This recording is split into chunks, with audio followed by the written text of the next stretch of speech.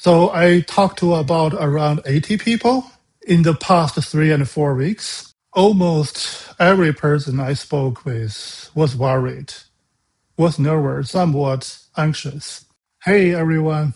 So around 2.5 months ago, I left one of the top tier big tech companies. As a first generation of immigrant, I feel my life was an endless pursuit, always going to the next goal, but never feel I had enough. So after 20 years of non-stopping chasing, I really feel needed a break.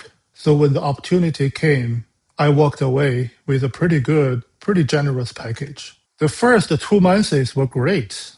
I was able to travel internationally. I was able to watch pretty much every single World Cup soccer game from the group stage all the way to the final. And I was in heaven as a big time soccer fan. But after the initial high, the reality started to kick in. I wanted to figure out what to do next. So I updated my LinkedIn, I updated my other social media, and I reconnected with a lot of my old friends and old coworkers. And for some of them, I have not really spoke to for more than 10 years. I chatted with them. I asked them a real question. How are you really doing? I want to understand what's their minds. I want to understand how life has taken on them. And I want to understand to see if their perspective can help me figure out my path forward. So I talked to about around 80 people in the past 3 and 4 weeks. It was very intense, but super fun experience. And today, I want to share with you guys on what I learned. Almost every person I spoke with was worried, was nervous, and somewhat anxious. And honestly, I understand why. The companies are laying off people left to right. AI is everywhere, is transforming every single aspect of technology industry. But on the same time, people worry about the big AI bubble and worry about the huge economic setbacks that follow if that happens. And everything's just super expensive. I mean, I'm in San Francisco, Bay Area, California. So the high price is nothing new. But the recent increase is just insane. And for the first generation of immigrants, people like me settle down, established, or even have a peace mind with a green card, it's never easy. But as I listen to these people, I noticed there seems to have an interesting dividing line around somewhere in the mid 40s. And that line separating the people into two different groups. For the people that are above this aging line, they started their career like 20 years ago. And that is a place that technology is really expanding. Companies are growing, job opening become more and more. There are plenty of opportunities. And they also have major technology firms like FAANG companies, which offer really competing salary. And as a result, the tech worker make considerably bigger money than other smart people in other industries. They also benefited from a very low interest rate, which means purchasing a house become more affordable, which is a big achievement in Bay Area or in general North America. The immigration environment was also somewhat more favorable as well. The process was still very difficult and sometimes can be super frustrated, but it seems to have a way out. And it seems the path forward is a bit clear back then. Now, don't get me wrong. This group of people still experienced layoff, economic downturns, immigration struggles, and plenty of uncertainties. But because the tech industry was expanding so rapidly, many of them found themselves riding an elevator that always going up. Now, again, I'm not saying everybody in this age group are super rich, but many benefited from the golden era. They have their basic needs covered. So quite a lot of people told me, I don't want more struggle. I don't need more stress. I had enough. Worst case, I'll just sell my house and move to a different part of the country or different part of the world. People on the younger side seems to have a much harsh situation because simply they haven't really had enough time to fully establish themselves yet. One person told me that person came to States to pursue a master degree in computer science, and after that managed to find a job in a tech company for 4 years, and this is his first time of being laid off. He has sent in hundreds of resumes, and most of them are silent. He received only a few phone rounds and one on-site. The overwhelming impression he had was the bar of the interview is just much, much higher compared to 3 and 4 years ago.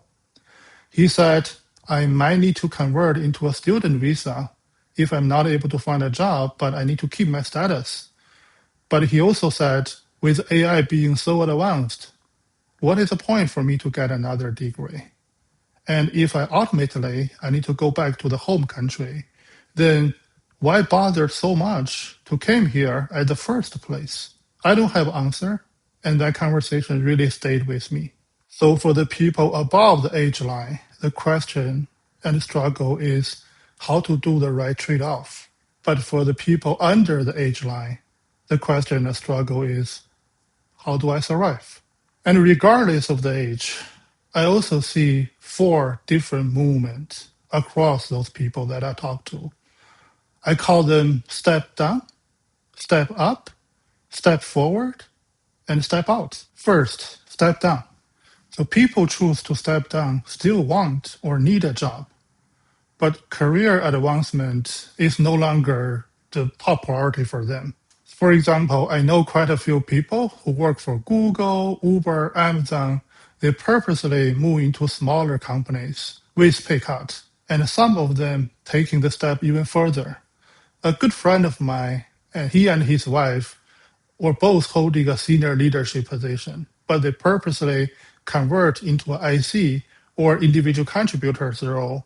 They purchase a big truck. They spend money to customize the truck into a really awesome camper van. And they drive out. They have 2 working stations inside the camper van. And in the past 2.5 years, they have explored almost half of the country and also Canada. And my friend told me even their marriage is getting better. I was like, of course, you guys are driving into middle of nowhere. It's total dark outside. There are no other entertainment for you guys to do. So of course your marriage get better. But put jokes aside, I think for this group of people, they still need to work, but they're going to protect their mental and physical health. So promotion is no longer a big priority and a big deal for them anymore. The second response is step up. So this group, including many younger professionals, along with experienced people who stay very ambitious and very financially motivated, they see AI as the biggest technology shift of their careers. And their reaction was, I cannot afford to miss these opportunities. I have to be part of it. So they took their time developing technical skills, studying AI, and prepare for interviews. So they can compete with so many other people for a few positions in very promising AI startups and the leading AI companies. The potential reward are huge. At some compensation package can easily reach to 7 or even 8 figures, which is unbelievable. But the competition is so intense. The interview prepare is actually a full-time job.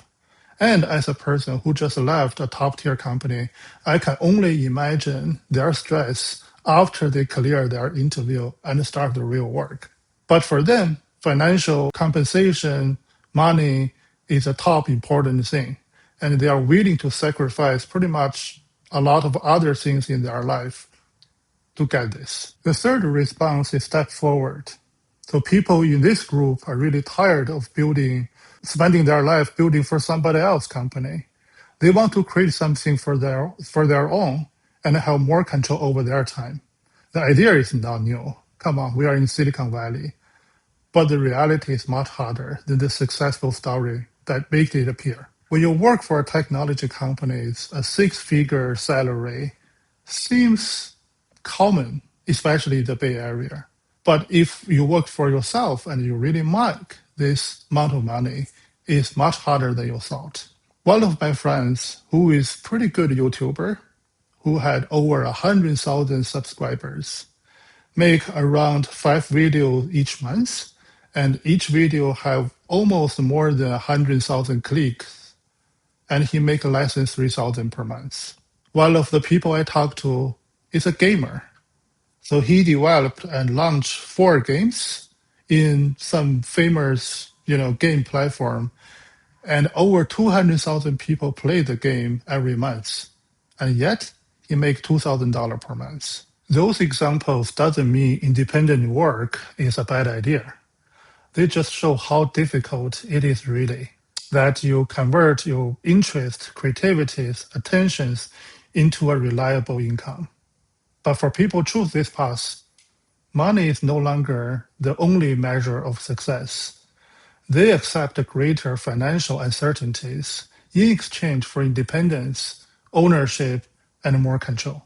The last one is step out, basically stop working, or at least for a while, take a gap year, or even retire early. A couple around 60 years of age told me they decided to retire early. I'm not that rich, he told me, but we decided to retire early because we think we only have around 10 to 15 years left where we can freely move and travel to different places that we love. And the time is still quality time. And they also told me they love travel to Asian countries. They love travel to South American countries. And the expense over there, traveling, exploring new places, is probably the same as they stay in the Bay Area. So no regret, he said. We retired. We are happy. So for this group, their question changed. Instead of asking, how can we earn more? They began asking, how do we want to spend the healthy year we still have? They recognizing that time may now be more valuable than additional income. And giving yourself permission to live the right race is everything. And after I talked to those 80 people and got their perspective, to be honest, I'm still confused for myself. I still don't know which path I should take or if I should combine a few paths together if possible. And that is the reason why I have this video. I want to share my perspective. I want to share my observations. I want to share my experience about AI, about career, about life. I don't have answers to any of them, and I'm not going to pretend I have. I just don't have.